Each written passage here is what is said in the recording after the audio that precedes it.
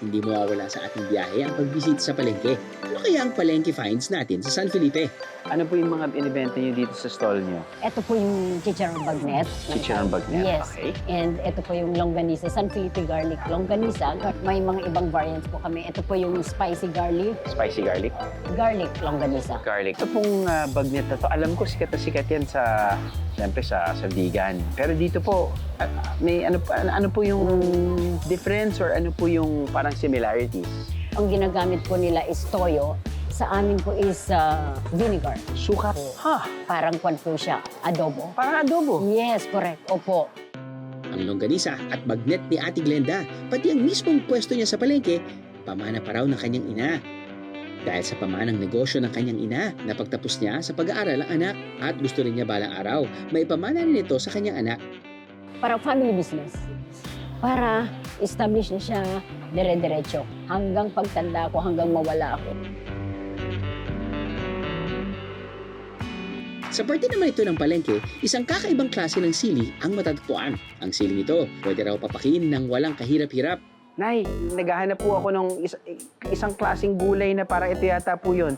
Siling bedeng ang tawag dito. Galing kasi ito sa barangay Bedeng. Sa San Narciso, Zambales. Native o tanging dito lang daw yan sa Zambales makikita at matitikman. So kung wala pong anghang o wala pong sipa ito, ano pong klaseng gulay yung medyo katumbas niya?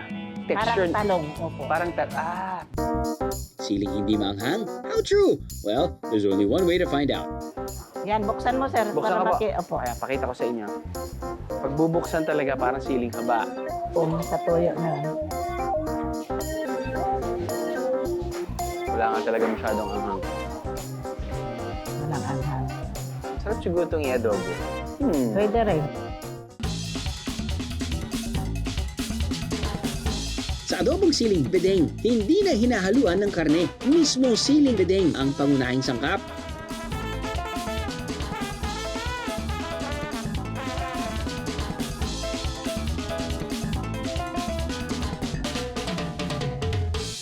Simula nang lumipat ako dito sa Zambales, sa San Felipe in particular, napansin ko na dun sa palengke, may special sila na sili na unique na hindi ko nakikita kahit saan sa Pilipinas. And para siyang nakakatuwa yung itsura niya, kulubot-kulubot siya na color green. And ginagamit ko siya kasi masarap yung lasa niya, may pagka-herbal siya. Sa private villa namang ito sa Liliwa, may iba pang klase ng luto ang ginagamitan ng siling bedeng. Ito ang fried pepper dish na specialty dish ni Paulo. Ang naging inspirasyon ni Paulo sa pagluluto at sa pagbuo ng kanyang private villa, walang iba kundi ang kanyang nanay. Batang-bata pa ako, like mga 5 years old, yung mom ko talaga yung nagturo sa akin magluto. And from that moment on, yun, nagka-interest na ako sa kusina. Then eventually, naging related na rin siya sa naging business ko.